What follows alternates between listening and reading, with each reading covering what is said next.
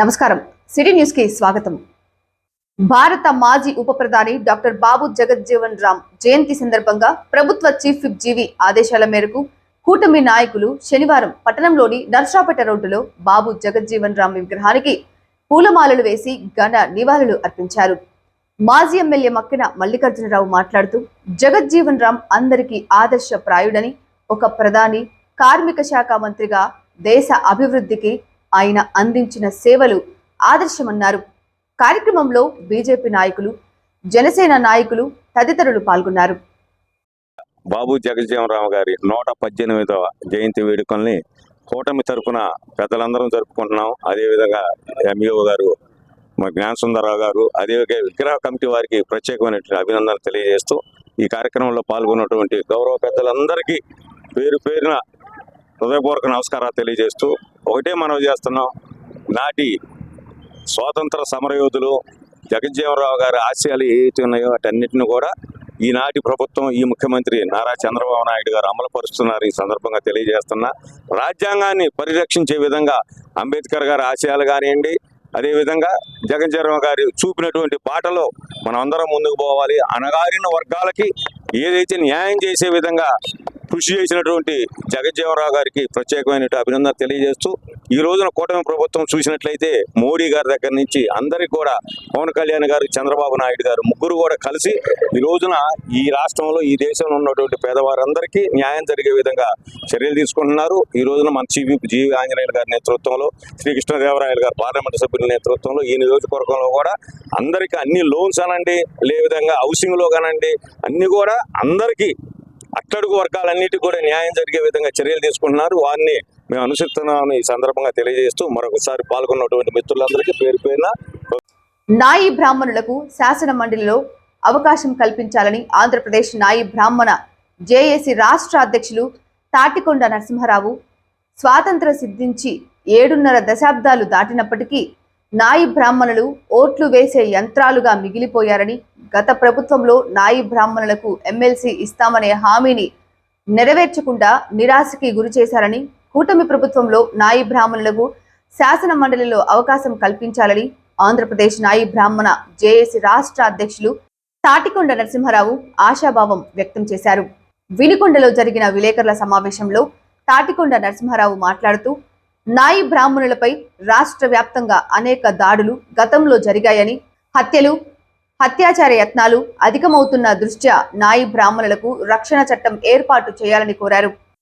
ఈ సందర్భంగా జననాయక్ భారతరత్న అవార్డు గ్రహీత కర్పూరి ఠాగూర్ విగ్రహాలను ప్రతి జిల్లాలో ప్రభుత్వం ఏర్పాటు చేయాలని ప్రభుత్వాన్ని కోరారు। ఈ కార్యక్రమంలో వంగపాటి వాసు తదితరులు పాల్గొన్నారు।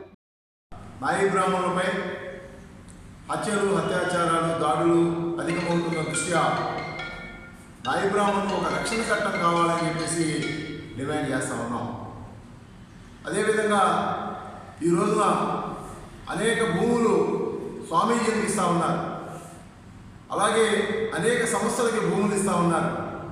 నాయి బ్రాహ్మణులకి రాష్ట్ర కార్యాలయానికి 5 ఎకరాల స్థలం రాజధాని ఏరియాలో ఇవ్వాలని చెప్పి ప్రధానంగా డిమాండ్ చేస్తూ ఉన్నాం।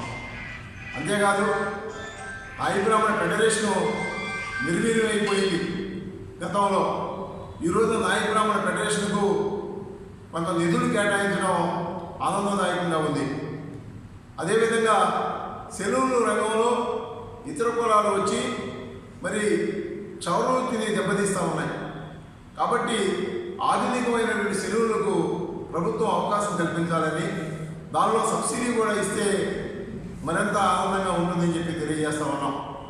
అదేకాదు ఈ రోజున దేవాలయ భూములకి పట్టాదారు పుస్తకాలు లేక అనేక ఇబ్బందులు గురవుతూ ఉన్నారు, కాబట్టి పేటెంట్ హక్కు కూడా చౌరవృత్తికి కావాలని మేము విజ్ఞప్తి చేస్తూ ఉన్నాం। ఈరోజు మరి పల్నాడు జిల్లా వ్యాప్తంగా అన్ని జిల్లాల్లో కూడా పర్యటనలో భాగంగా ఈరోజు వినుకొండ రావడం జరిగింది।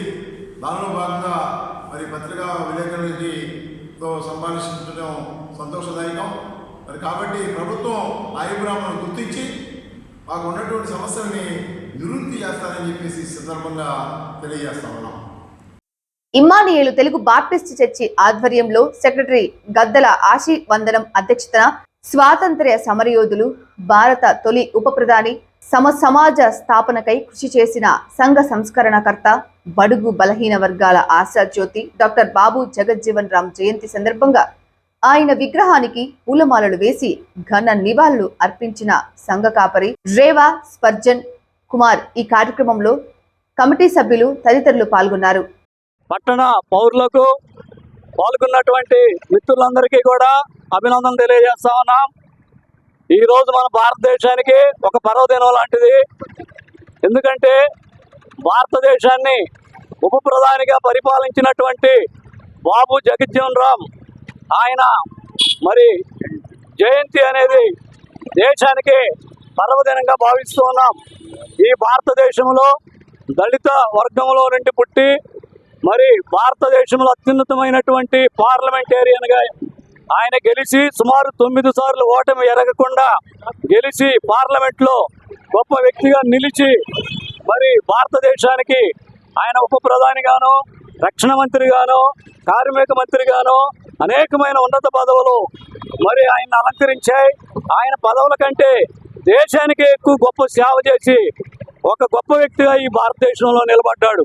అలాంటి వ్యక్తి యొక్క వర్ధంతి జరుపుకోవటం మరి యావత్ భారతదేశానికి మేలుకరమైన విషయం అని, ఆయన యొక్క మరి మంచి లక్షణాలు మనం తీసుకొని మనం ఆ బాటలో నడిచి దళిత, పేద, బహుజన వర్గాలకు మేలు జరిగే రీతిగా మనం అందరం ఈ భారతదేశానికి సేవ చేయాలని, ఆయనకి భారతరత్ననే మరి భారతదేశ అత్యున్నత బిరుదు కూడా ఇవ్వాలని కోరుకుంటూ ఈ యొక్క సందేశాన్ని ముగిస్తున్నాను. కూడి వచ్చిన మిత్రులందరికీ అభినందనలు తెలియజేస్తున్నాను. వినుకొండ పట్టణంలో ఓ అనాథ శవానికి అంత్యక్రియలు చేసి మానవత్వాన్ని చాటుకున్న మానవ సేవా సమితి సభ్యులు. వినుకొండ పట్టణం ప్రభుత్వ ఆసుపత్రిలో అనాథ శవానికి అంత్యక్రియలు చేసినందుకు సీనియర్ కౌన్సిలర్, రాష్ట్రపతి అవార్డు గ్రహీత, మానవ సేవా సమితి అధ్యక్షులు పివి సురేష్ బాబు ఆధ్వర్యంలో హెల్పింగ్ హార్ట్స్ సంస్థ యువకులు ముందుకొచ్చారు. అనారోగ్యంతో ప్రభుత్వాసుపత్రి నందు మరణించిన అనాథ శవానికి వారు అంత్యక్రియలు చేసి మానవత్వాన్ని చాటుకున్నారు. పివి సురేష్ బాబు వారికి అభినందనలు తెలియజేశారు. ఈ అంత్యక్రియలో తదితరులు పాల్గొన్నారు. సిటీ న్యూస్ ఇంతటితో సమాప్తం. తిరిగి రేపటి సిటీ న్యూస్ లో మళ్ళీ కలుద్దాం. అంతవరకు సెలవు. నమస్కారం.